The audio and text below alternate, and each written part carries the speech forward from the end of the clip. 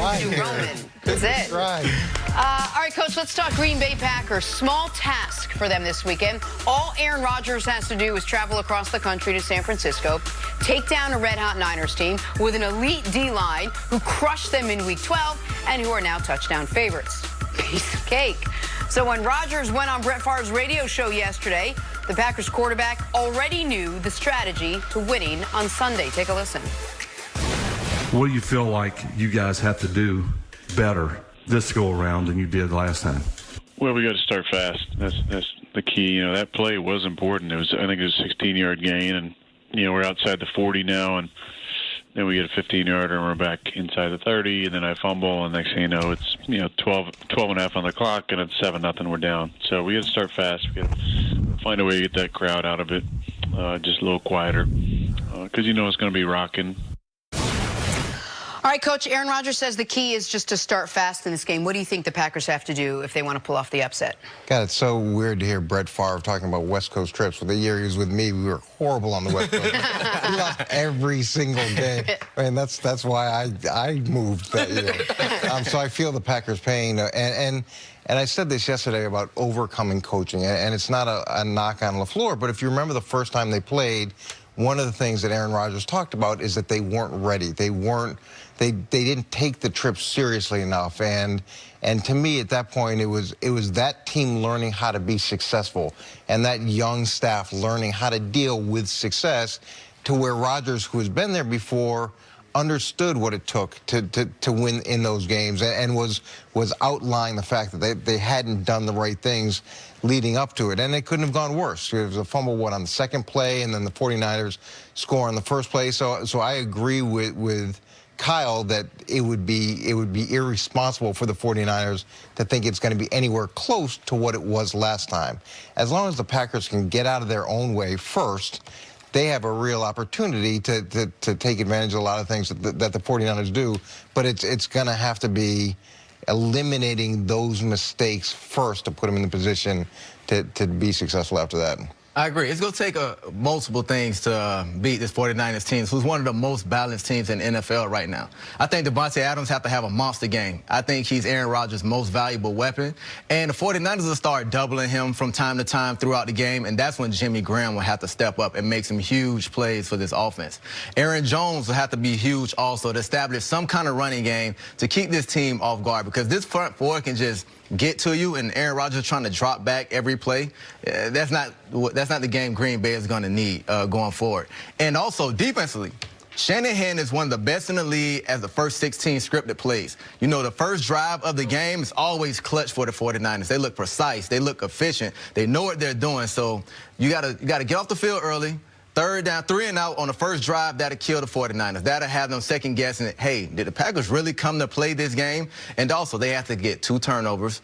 I think they also need to just have Jimmy G rattle. Hit him early, stop the run, and make Jimmy G have to win this game. That's going to be the key to success for the Packers. Well, that's a great point. If they can put this game in the hands of Jimmy Garoppolo, that is their best chance to win. And your point about starting fast, it's one thing the Packers did really well this year. They were top 4 in the NFL this year in first quarter point differential. A handful of games, they jumped out all over teams, and then they didn't really put them away. They just kind of held on. They didn't lose any of those games. There's a game there where they're up 21-0 almost instantly, end up winning 21-14. Like a handful of games where they jump out on you early and then kind of go into a shell, not necessarily negatively, but don't step on the opposition's throat. I think, hell, the playoff game against Seattle wasn't that different from that. They're up 21-6 at the half, but don't really put them away with Seattle having the ball with a few minutes left. But I went back and rewatched this game yesterday, and what I realized was I had misremembered it a bit.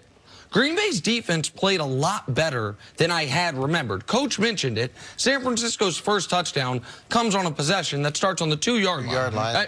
The first play. First play. I mean, there's nothing you can do. I mean, that's not on the defense.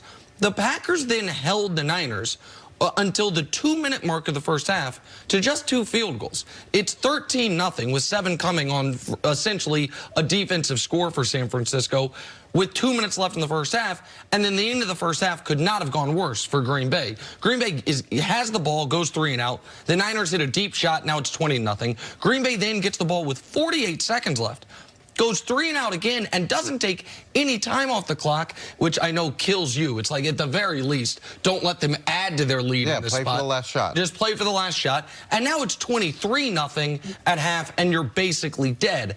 And so the reason I bring it up is the Green Bay offense could not have played worse than they did against San Francisco, but their defense wasn't annihilated the way you would think when you see San Francisco hung 37 on them. Yeah, I don't think it was a function of that at all. And they did play better than they get credit for based off of what that score is. And offensively, their ability to run the ball to some degree and set up those hard sell play action Who's they shots. you're talking about? Green Bay. Okay. So Green Bay is one of the things that they've done well this year and is a big part of the LaFleur system is being able to have those hard sell play action two-man shots, really deep vertical routes, and that's been effective when they have some semblance of a running game. But they've got to be able to do that. They've got to be able to establish that early. On the flip side, they've got to be able to stop the running game and allow those pass rushers to do what they do so effectively, and that's where they've gotten in trouble. They're like Kansas City. Teams are able to run the ball on them, and that takes them out of what they do best, which is be able to attack the quarterback and be opportunistic. This has been an opportunistic defense and has generated a decent amount of turnovers. So, Brenda, that's interesting because it seems like, well, they got demolished. They were overwhelmed completely by the 49ers. It was a 29-point loss, but maybe these guys are saying if you look a little deeper into the weeds, it wasn't as bad of a loss. I was going to ask, how much different is this Packer team today than it was back in Week 12? Are they closer than we thought they were? I mean, it seemed like such a mismatch coming in because of the last time they played. They're a totally different team. I don't think the Packers offense, as you mentioned, Nick, will play this bad, but just for the psyche of the team. I understand the game was much closer than the score was, but the team also still feels like they got blown out. You know, I know the coach will come in and say, hey, it wasn't that bad, but as a player, you know, hey, we got blown out, what the score was when we got off this plane. So they can't afford for the 49ers to get up early 14-0 because that psyche has started to creep back in for the players. I understand Richard Sherman and some of these guys are experienced, but you can't help it. It's human nature, so it's very important for Green Bay to get out to a fast start. But it's also the lead up. It's flying across the country. It's during that time period they had success, significant success. This was a big game. It was, I think, the biggest game of the week at the time. And as a young coach, you don't necessarily know how to navigate through those waters. So for them to be able to go back to this spot. So how do you navigate now? What do you tell the team now you're going back across What's great is they did play them, and hopefully they did an after-action report where they looked at the things we did well, things we did poorly leading up to the week in preparation, taking that trip, and ideally they're adjusting those things as they make this second trip out there. I think getting embarrassed out there the way that they did could actually be a great thing for them because I'm sure they were really thorough in their evaluation. Not that they shouldn't be all the time, but they were especially thorough in their evaluation, which should help them with this time. Well, that's what I wanted to ask you. From a coaching staff perspective, and I know you preach and have always preached, the only opponent that matters is the next one, and that you have to just focus on what's directly in front of you and not look ahead. With that said, they played in Week 12. At that point, you are aware of the standings. You also are aware that we are a Super Bowl caliber team, we being Green Bay. Are there members of the coaching staff, are there people that had, from that moment until today, somewhere on their weekly agenda, 20 minutes for San Francisco? How do we, if we have to play them again, how do we adjust? If they did have that mindset, they're probably that's not the right mindset. It's probably surprising. It would be really surprising that they're where they are now, because there's so much work that has to go into the opponent at hand. Now, where there's real value is after you play someone, what lessons did you learn, and do you take those things and put them down when they're fresh?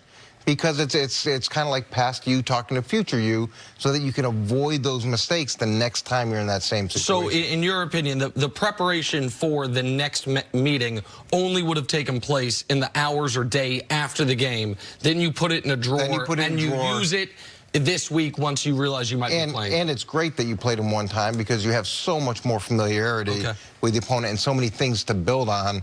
See, I'd have been telling my staff, boys, we're going to have to beat them. Your job is San Francisco for the next 2 months. Don't want to hear from you until then. But you say that would probably have gotten me beat by Seattle. Don't you remember we kept talking about Aaron Rodgers is going home, all his friends are coming, he's getting